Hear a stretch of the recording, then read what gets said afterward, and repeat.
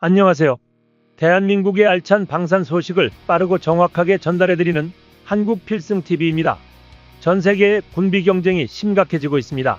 냉전시대 이후 처음으로 미국이 독일의 장거리 미사일을 배치하기로 결정한 것은 물론 유럽 국가들은 너도나도 군비 증강을 하겠다고 선언하고 있습니다. 동북아시아 역시 중국을 필두로 군비 증강이 빠르게 이루어지고 있는데요. 심지어 중동 지역은 팔레스타인 하마스의 대규모 테러 이후 가자지구를 넘어 레바논, 시리아, 예멘, 이라크까지 분쟁이 확대되며 긴장이 최고조에 달했습니다. 이스라엘과 이란의 대립이 더욱 격화되면서 중동 각국은 안보 강화를 위해 군사력 증강에 박차를 가하고 있습니다. 그 중에서도 사우디아라비아는 특히 군사 분야에 관심이 깊습니다. 자국 공군의 현대화를 목표로 새로운 전투기 도입을 추진 중인 상황입니다. 사우디아라비아는 현재 세계 최상위권에 속하는 강력한 공군 전력을 보유하고 있습니다. 4세대 전투기 중에서도 최고의 성능을 자랑하는 F-15 계열 전투기 230여 대를 비롯해 유로파이터 타이푼 71대, 토네이도 80여 대를 운용하고 있으며 이는 중동에서 단연 독보적인 항공 전력을 구성합니다. 그러나 상당수 기체들이 도입된 지 시간이 오래되어 노후화 문제에 직면했고 이에 따라 사우디는 300대가 넘는 차세대 전투기를 새로 도입하는 대규모 획득 사업을 추진하고 있습니다. 이로 인해 세계 전투기 시장은 지금 사우디라는 거대한 구매자를 두고 국가 간 경쟁이 한층 치열해진 상황입니다. 이번 사우디 차세대 전투기 후보에는 미국 보잉의 F-15EX, 영국의 유로파이터 타이푼 트렌치4, 프랑스의 라팔, 러시아의 수호이 57과 수호이 75, 중국의 젠35 및 젠20, 튀르키예의 5세대 전투기 칸, 그리고 대한민국의 KF-21이 이름을 올렸습니다. 특히 대한민국의 차세대 전투기 KF-21은 사우디 정부의 깊은 관심을 받고 있는 유력 후보로 주목받고 있습니다. 사우디가 전투기 도입을 결정할 때 가장 중시하는 기준 중 하나는 무기의 자국 생산화 여부입니다. 무함마드 빈 살만 왕세자는 2030년까지 전체 국방 예산 중 50%를 자국 방산 산업에 투자하겠다는 목표를 공식화한 바 있으며 이 같은 방침은 단순한 전력 증강이 아니라 국가 안보와 산업 역량 강화를 위한 장기 전략으로 해석됩니다. 이러한 기준에서 볼 때 KF-21은 경쟁 기종들과 차별화된 강점을 갖고 있습니다. KF-21은 한국 항공우주산업이 개발한 4.5세대급 전투기로 스텔스 기술이 부분적으로 적용된 데다 공대공, 공대지, 공대함 작전 모두를 수행할 수 있는 다목적 전투기로 설계되어 있습니다. 성능뿐만 아니라 만약 사우디가 이 사업에 공동 참여하게 될 경우 현지 생산 및 기술 이전이 가능해 무기 국산화 전략과도 완벽하게 부합하는 구조를 지니고 있습니다. 단순한 무기 구매가 아니라 첨단 항공산업의 동반 진출이 가능한 셈입니다.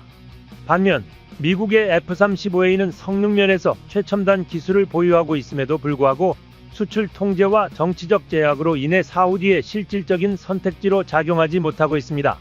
미국은 오랜 기간 동안 중동에서 이스라엘의 군사적 우위를 보장하기 위해 사우디의 F-35A 같은 전략 무기의 판매를 제한해왔습니다. 특히 F-35A는 모든 기체가 표준형으로 생산되기 때문에 수출용으로 성능을 낮춘 버전을 제공하는 것도 불가능한 구조입니다. 이러한 상황에서 사우디는 미국 이외의 파트너를 물색하고 있으며 이 과정에서 KF-21은 대안이 아닌 최상의 선택지로 부상하고 있습니다. KF-21은 단지 4.5세대 전투기에 머무르지 않습니다. 2028년부터 본격 개발에 돌입할 예정인 블록2 모델은 라팔이나 유로파이터, F-15EX와 대등하거나 그 이상의 성능을 목표로 하며 추가로 예정된 블록3 모델, 즉 KF-21EX 버전은 스텔스 성능이 대폭 향상되고 내부 무장창 탑재, 고급 데이터 융합 능력까지 더해질 예정입니다. 사우디가 이 개발 과정에 자본을 투입하고 공동으로 참여한다면 KF-21은 사실상 6세대 전투기에 근접하는 진화가 가능해집니다. 이는 오일머니와 기술력이 만났을 때 가능한 새로운 전투기 패러다임의 탄생이라 할 수 있습니다. 이미 폴란드도 KF-21 사업 참여를 적극 검토 중이며 여기에 사우디까지 가세하게 된다면 KF-21 프로젝트는 단순한 무기 개발을 넘어 글로벌 전투기 산업의 중심 플랫폼으로 도약할 수 있습니다. 그 중심에는 바로 대한민국이 있습니다. KF-21에서 전 세계가 주목하는 또 하나의 핵심 기술은 바로 엔진입니다. 대한민국은 항공엔진 국산화에 대한 열망이 그 어느 때보다 뜨겁고 현재 KF-21에 탑재될 항공기용 엔진의 독자 개발을 위한 기술 축적과 연구의 속도를 내고 있습니다. 만약 국산 엔진까지 실현된다면 KF-21은 완전한 독립 플랫폼으로서 진정한 의미의 국산 전투기로 완성될 것입니다. 현존하는 4.5세대 전투기 중에서도 최고의 기동력과 낮은 탐지 가능성을 갖춘 KF-21이 가격 경쟁력 측면에서도 타 기체 대비 압도적인 우위를 점하고 있다는 평가를 받고 있습니다. 최근 KF-21의 생산 물량과 계약 규모가 확정되면서 일반 대중들도 손쉽게 단가를 확인할 수 있었는데요. 20대의 계약 규모는 총 1조 9,610억 원, 여기에 한화에어로스페이스가 라이선스 생산하는 F414 엔진 5,562억 원, 한화시스템의 A사 레이더 1,100억 원을 포함하면 총 생산 비용은 2조 6,272억 원입니다. 이를 20대로 나누면 기체 한 대당 약 1,300억 원 수준입니다. 경쟁 모델로 거론되는 프랑스의 라팔은 한 대당 약 1,500억 원 선에서 거래되고 있어 200억 원가량 저렴하지만 당초 목표였던 1,000억 원 안팎의 가격을 맞추는 데에는 미치지 못했다는 지적도 있었습니다. 그러나 여기에는 중요한 반전이 있었는데요. 카이 관계자에 따르면 대당 1,300억 원이라는 계산법 자체가 잘못되었다는 것입니다. 향후 양산 과정에서는 업체 투자 개발비가 포함되는데 이는 개발 단계에서 카이가 자체 부담했던 분담금 일부를 군이 되돌려주는 일종의 환급 개념입니다. 분담금을 완납한 이후 추가 생산분부터는 군이 이 비용을 부담할 필요가 없습니다. 따라서 카이가 계약금에서 업체 투자 개발비를 제외하면 KF-21 20대의 가격은 1조 5,530억 원으로 대폭 줄어들게 됩니다. 여기에 엔진과 A사 레이더를 제외하면 카이가 순수 제작하는 KF-21 한 대의 가격은 776억 원대로 낮아집니다. 여기에 엔진과 레이더 비용을 포함하더라도 최종적으로 대당 가격은 950억 원 수준으로 형성되죠. 이 경우 경쟁 기종 대비 최소 500억 원에서 많게는 1,000억 원까지 가격 우위를 점할 수 있게 됩니다. 또한 운용 시 발생하는 유지비 측면에서도 KF-21은 전 세계적으로도 유례없는 높은 비용 대비 효율성을 지니고 있습니다. 개발사인 카이가 전투기의 개발부터 배치, 운용 및 유지까지 전반적인 관리를 맡고 있어 유지 비용이 낮으며 국산 전투기이기에 부품 수급이 원활합니다. 특히 약 70%에 달하는 높은 국산화율로 인해 엔진과 일부 부품을 제외한 대부분의 요소가 이미 국산화되어 있습니다. 즉, 기체의 결함이 발생하더라도 국내에서 신속하게 부품을 조달하여 수리할 수 있죠. 실제로 동급 4.5세대 전투기인 유로파이터 타입은 라팔, F-16 바이퍼, FA-28EF 슈퍼 호넷 대비 월등한 가격 경쟁력을 확보하고 있습니다. 디펜스 위크 및 디펜스 뉴스, 에어스페이스 포스 매거진 등에 따르면 F-16 바이퍼는 1,000억 원, F-15EX는 1,487억 원, 유로파이터는 1,722억 원, 라팔은 1,800억 원에 달하는 것으로 파악됩니다. 이 가운데 KF-21은 가장 최신의 항공전자 장비, 고성능 레이더, 비행 능력을 갖추었을 뿐만 아니라 유일하게 다이아몬드 익형 구조와 저피탐 설계를 채택하여 스텔스 성능 확장성에서도 경쟁력을 지니고 있습니다. 이런 가운데 최근 전 세계 방산업계를 뒤흔드는 충격적인 소식이 전해졌습니다. KF-21의 강력한 경쟁자로 평가받았던 튀르키예의 차세대 전투기 칸 개발 사업이 사실상 허위 과장된 프로젝트, 다시 말해 사기성 사업이었다는 정황이 속속 드러난 것입니다. 2024년 2월 칸 전투기의 첫 번째 시제기가 시험 비행에 성공하면서 일시적으로 이목을 집중시켰지만 두 번째 시제기 제작은 2025년 말에나 가능하다는 발표가 나오면서 분위기가 급격히 냉각됐습니다. 빠르게 양산으로 이어질 것으로 기대했던 튀르키예 국민들 사이에서는 깊은 실망감이 터져나왔고 기대는 곧 의심으로 바뀌었습니다. 튀르키예 현지 여론은 한층 더 싸늘합니다. 자국 네티즌들조차 이번 사업이 단순한 정치적 선전용 쇼였다고 평가하며 에르도안 정권을 향한 비판의 목소리를 높이고 있습니다. 애초부터 칸 프로젝트는 정권의 정치적 목적을 위한 상징적 도구에 불과했다는 지적이 꾸준히 제기돼 왔습니다. 특히 2010년대 중반에 설정됐던 2023년 초도 비행이라는 무리한 일정은 튀르키예 공화국 수립 100주년이라는 상징성과 맞물리며 정치적 이벤트로 활용되었다는 분석이 유력합니다.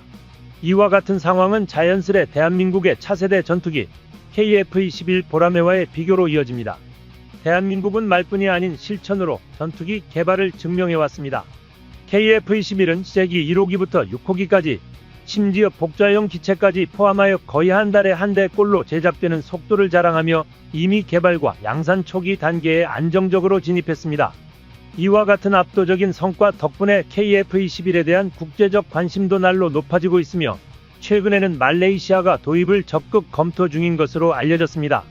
최종 후보는 바로 대한민국의 KF-21과 러시아의 수호이-57입니다. 하지만 전문가들은 말레이시아가 수호이-57을 선택할 경우 이는 군사적으로나 외교적으로도 큰 리스크를 안게 될 것이라 경고하고 있습니다. 해외 군사 전문 매체 조나 밀리터리는 수호이-57에 대해 무기 체계로서 아직 충분히 성숙되지 않았다고 평가했습니다. 대량 생산은커녕 러시아 항공우주군 외에는 이 전투기를 실전 배치한 국가조차 없습니다. 2010년 첫 프로토타입 비행 이후 10년이 지나서야 실전 배치가 시작됐지만 최근 우크라이나 전쟁에서는 실전 운용 도중 일부 기체가 손실되는 등 그 신뢰도 역시 의문을 낳고 있습니다. 더욱이 러시아는 서방의 강력한 경제 제재를 받고 있으며 이로 인해 군수품 공급망은 붕괴 직전입니다. 말레이시아는 이미 자국에서 운용 중인 수호이-30MKM의 부품 수급과 정비 문제로 큰 어려움을 겪고 있으며 러시아제 무기 체계에 대한 신뢰도 역시 급격히 하락하고 있습니다. 이런 배경 속에서 수호이-57을 도입하는 것은 사실상 자국 안보를 도박에 맡기는 행위에 다름없다는 평가가 지배적입니다. 결국 말레이시아가 선택하게 될 가장 현실적이고 안정적인 대안은 바로 KF-21 보라매입니다. 이는 단지 전투기 수출을 넘어 대한민국이 과거 소련이 개발한 전투기들을 기술력으로 제압하는 역사적인 장면이라 할 수 있습니다. 1985년 40년 후 한국이 만든 전투기가 소련제 전투기보다 우수해질 것이다 라는 말이 있었다면 아마 대부분은 웃으며 넘겼을 것입니다. 그러나 지금 대한민국은 그 상상을 실현시키며 세계 전투기 시장의 중심으로 부상하고 있습니다. 대한민국은 이쯤에서 멈추지 않습니다. 이제는 국산 항공 엔진 개발이라는 고난도 영역에도 본격적으로 도전장을 던졌습니다. 한화에어로스페이스와 두산에너빌리티를 중심으로 진행되고 있는 국산 항공기 엔진 개발 사업은 세계에서도 극소수 국가만이 보유한 첨단 기술을 향한 대한민국의 야심찬 행보입니다. 이는 단순한 부품 자립을 넘어 대한민국이 항공산업의 독립국가로 완전하게 자리매김할 수 있는 전환점이 될 것입니다. 바로 전 세계에서 극소수 국가만이 보유한 항공엔진 개발에 본격적으로 돌입한 것이죠. 주관사로 한화에어로스페이스와 두산에너빌리티가 현재 항공엔진의 국산화에 나섰는데 한화는 KF-21에 장착되는 G사의 F414 엔진을 라이선스 생산하며 익숙한 반면 두산에너빌리티는 다소 생소할 수도 있습니다. 사실 가스터빈 엔진 분야에서 두산에너빌리티는 국내 유일이자 세계적으로 6번째로 설계 기술을 보유한 기업입니다. 미국 제너럴 일렉트릭, 일본 미쓰비시 파워, 독일 지멘스 등에 이어 2019년 두산에너빌리티는 발전용 대형 가스터빈의 국산화에 성공했죠. 발전용 가스터빈과 항공기용 가스터빈은 모두 공기를 압축하고 연료를 연소하여 고온의 가스를 생성한 뒤 이 가스를 이용해 터빈을 회전시켜 기계적 에너지를 생산하는 원리로 작동합니다. 특히 섭씨 1500도를 초과하는 배기가스의 열을 견딜 수 있는 소재를 개발하는 것이 항공용 및 발전용 가스터빈 기술의 핵심 요소라 할 수 있습니다. 초고온, 초고압 환경에서도 엔진이 변형 없이 안정적으로 유지되기 위해서는 소재 개발이 필수적입니다. 두산에너빌리티 송용진 부사장은 항공용 터빈이 지상뿐만 아니라 높은 고도에서 급격한 속도 변화를 겪기 때문에 블레이드 크기는 작지만 기술적으로 더욱 높은 난이도를 요구한다고 밝혔습니다. 그러나 두산은 특수 소재를 다룬 경험이 풍부해 충분히 도전할 역량을 보유하고 있다고 자신하고 있습니다. 예를 들어 두산은 항공 엔진이 요구하는 섭씨 1500도 이상의 극한 환경에서도 견딜 수 있도록 설계 및 제작 역량을 갖추고 있는데요. 1500도는 금속의 녹는 점을 초과하는 혹독한 조건으로 온도가 높을수록 고도의 냉각 설계와 첨단 소재 기술이 필수적으로 요구됩니다. 하지만 두산은 이미 섭씨 1680도의 고온 환경에서도 버틸 수 있는 연소기 및 터빈 설계 기술과 냉각 기술을 확보하고 있죠. 이는 상당히 뛰어난 성과로 한화에어로스페이스조차 1800켈빈, 즉 섭씨 1527도의 TIT 기술 개발을 2029년까지 완료하는 것을 목표로 하고 있습니다. 한화가 가장 어렵다고 평가하는 것도 바로 이 고온을 견딜 수 있는 소재를 개발하는 것입니다. 터빈이 1600켈빈 환경에서 작동한다고 가정하면 약 1000도 정도는 소재 기술이 담당하고 나머지 600도는 냉각 및 코팅 기술이 맡게 됩니다. 터빈은 회전하는 부품이기 때문에 극도의 피로에도 견뎌야 하며 정밀한 형상 제작과 냉각을 위한 홀 가공 기술이 필수적입니다. 특히 두산은 국내 최대 규모인 200대 이상의 고온 시험 장비를 보유하고 있으며 이를 통해 장기간 시험 데이터를 확보하고 있습니다. 현재 19년째 연속 시험 중인 장비도 있을 정도로 장기적인 연구를 지속하고 있습니다. 특히 터빈 입구 온도 1680도를 견딜 수 있는 역량은 독일 지멘스와 미국 GE보다 높은 수치로 평가됩니다. 터빈 인렛 템퍼러처 TIT는 가스터빈 엔진의 가장 중요한 성능 지표 중 하나이며 제트 엔진 기술력의 척도로 활용되기도 합니다. 이러한 이유로 국방과학연구소 ADD에서도 두산을 핵심 파트너로 선정하여 엔진 개발을 추진하고 있는 것이죠.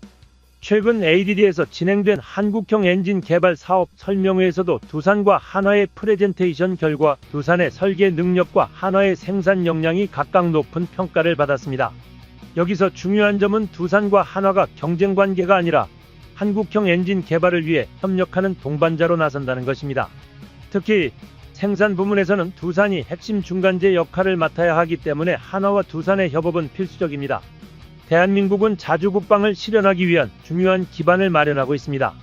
한국이 차세대 전투기 개발에 투자한 시간은 불과 10년이 채 되지 않습니다. 군용 제트 엔진 개발에 본격적으로 착수한 시점도 약 20년 전으로 한국이 본격적으로 전투기용 엔진을 개발하기 시작한 것은 2000년대 이후라고 해도 과언이 아닙니다. 우리 손으로 만든 국산 T-50 고등훈련기조차 미국산 엔진을 사용하고 있었지만 이제는 자체적으로 제트 엔진을 개발할 수 있는 기술력을 갖추게 되었습니다. 수많은 군사 선진국들은 전투기 엔진 개발에만 수십 년을 투자했지만 대한민국은 빠르게 기술 격차를 좁히고 있습니다. 더욱이 항공 엔진 기술은 그 어떤 국가도 공유하지 않는 최상위 기밀로 취급되는데요. 대한민국은 이러한 난관을 극복하고 전혀 없는 상태에서 단 20년 만에 엔진 개발에서 눈부신 성과를 이루어낸 것입니다. 한국은 나날이 놀라운 지표를 보이며 성장하고 있습니다. 대한민국의 자주국방은 이제 더 이상 구호에 머물지 않습니다. KF-21 보라매가 그 증거입니다. 이 전투기는 단순히 4.5세대 전투기로 분류되지만 실제 그 개발 방향은 이미 5세대를 넘어 6세대 기반으로 향하고 있습니다. 현재 블록 1 버전은 기체 성능 검증 및 실전 배치를 위한 초기형이지만 이후 개발될 블록 2에서는 타국의 주력 기종인 라팔이나 유로파이터, F-15EX와 동급 이상의 성능 확보를 목표로 하고 있습니다. 더 나아가 블록 3, 이른바 KF-21EX로 알려진 버전에서는 내부 무장창이 추가되고 스텔스 설계가 대폭 개선되며 진정한 의미의 스텔스 전투기로 진화하게 됩니다. 스텔스 기술의 고도화뿐만 아니라 전투기의 두뇌라고 할 수 있는 센서 융합 기술 역시 핵심 중 하나입니다. KF-21은 이미 A사 레이더와 IRST, 전자전 장비 등을 통합해 다중 센서 융합 기반 전장 인식 능력을 구현하고 있으며 이는 미래 공중전에서의 생존성과 작전 효율성을 극대화시켜줍니다. 게다가 지상 목표물에 대한 정밀 타격, 해상 표적 대응 능력, 다국적 네트워크 작전까지 모두 염두에 둔 설계가 반영되어 있어 단순한 전투기 이상의 플랫폼으로 진화할 잠재력을 갖추고 있습니다. 특히 눈여겨볼 부분은 엔진입니다. 전투기의 심장이라 할 수 있는 항공기 엔진 분야는 극소수 선진국만이 독자 기술을 보유한 고부가 가치 산업입니다. 대한민국은 그 기술 장벽을 넘기 위해 본격적인 도전에 나섰습니다. 현재 KF-21에는 미국 GE의 F-414 엔진이 탑재되어 있지만 정부와 방산업체는 이미 국산 항공기 엔진 개발 프로젝트에 착수했습니다. 한화에어로스페이스와 두산에너빌리티가 중심이 되어 추진 중인 이 사업은 단순한 국산화를 넘어 엔진 독립이라는 전략적 목표를 지향하고 있으며 이 성과는 장기적으로 KF-21의 완전한 독립 플랫폼화를 가능하게 합니다. 또한 KF-21은 한국 단독 개발이 아닌 국제적 협력을 통해 성장하고 있다는 점에서도 주목할 만합니다. 인도네시아와의 공동개발을 시작으로 최근 폴란드와 사우디아라비아, 말레이시아 등 여러 국가가 사업 참여 및 도입을 검토하고 있으며 이는 KF-21이 세계 시장에서 얼마나 높은 신뢰를 받고 있는지를 단적으로 보여주는 지표입니다. 만약 이러한 협력체계가 지속적으로 확장된다면 KF-21은 단순한 한국산 전투기가 아닌 글로벌 항공 플랫폼으로 성장하게 됩니다. 누군가는 말했을 것입니다. 대한민국이 전투기를 만든다고? 하지만 이제는 반문합니다. 이 정도면 왜 진작 안 만들었지? 라고 말입니다. KF-21의 등장은 과거의 열세를 넘어선 현재의 역전이며 전투기 역사 속에서 대한민국이라는 이름이 당당히 올라선 순간입니다. 그리고 이 보라매는 단지 한 세대의 전투기를 의미하지 않습니다. 이는 대한민국이 항공우주 산업에서 스스로의 길을 걷기 시작했다는 선언이자 미래 6세대 전투기로 나아가기 위한 시발점입니다. KF-21 보라매는 지금도 진화 중입니다. 한 걸음 한 걸음 그 여정은 단단하고도 분명합니다. 대한민국은 기술로 말하고 결과로 증명합니다. 이 하늘을 지키는 주인공은 이제 우리 손으로 만든 전투기입니다. 한국필승TV 시청해주셔서 감사합니다. 좋아요, 구독, 알림 설정 해두시면 언제나 신속하고 정확한 국방 소식 전달해 드리겠습니다. 구독자 여러분 좋은 하루 보내세요.